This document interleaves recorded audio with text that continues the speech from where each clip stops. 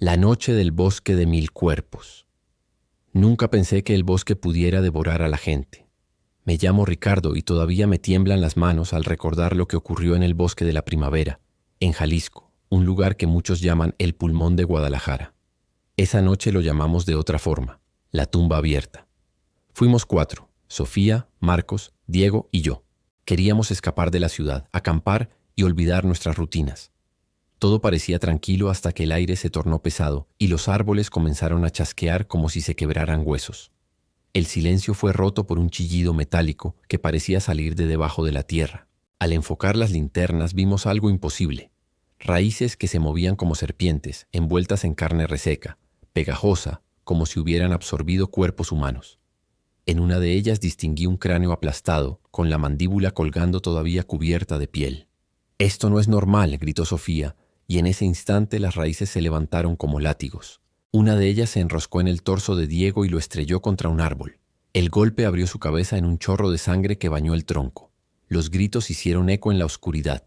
Intentamos correr, pero el bosque parecía cerrarse. Los troncos se doblaban, formando un laberinto que no estaba ahí cuando llegamos. Marcos sacó un machete y cortó una de las raíces, de donde brotó un líquido verdoso y espeso que olía a carne podrida. El suelo vibró con furia, y de la tierra emergió una figura imposible. Un árbol retorcido con un tronco abierto como un torso humano.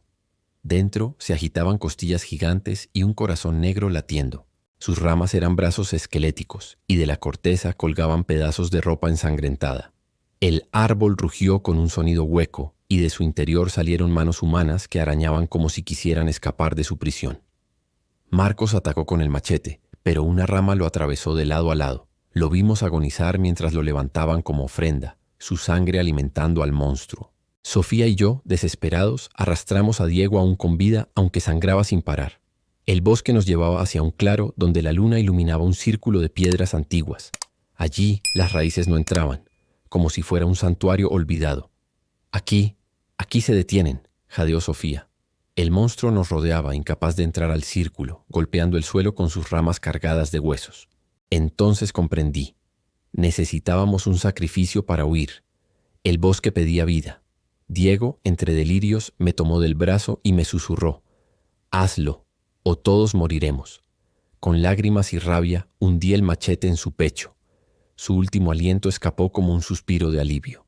El suelo se abrió tragándolo, y el bosque tembló como un animal herido. El suelo se tragó a Diego, y el bosque se agitó en un rugido sordo. Las raíces se contrajeron como si sufrieran espasmos, rompiendo árboles y aplastando cadáveres ocultos en la tierra. El monstruo crujió con un alarido que partió la noche. Su tronco se abrió en dos, dejando escapar ríos de carne negra, entrañas resecas y miles de ojos humanos aún parpadeando, que rodaron por el suelo como insectos luminosos. El aire se llenó de un hedor insoportable, una mezcla de sangre podrida y humo ácido. Las ramas se desgarraron solas, arrojando miembros humanos aún goteando sangre fresca, como si el bosque hubiera estado almacenando cuerpos durante siglos. Los pájaros nocturnos cayeron muertos desde las copas, con las plumas ardiendo como brasas. Sofía y yo corrimos entre ese diluvio de carne y ojos arrancados, pisando lenguas, costillas y pedazos de piel que se arrastraban como gusanos vivos.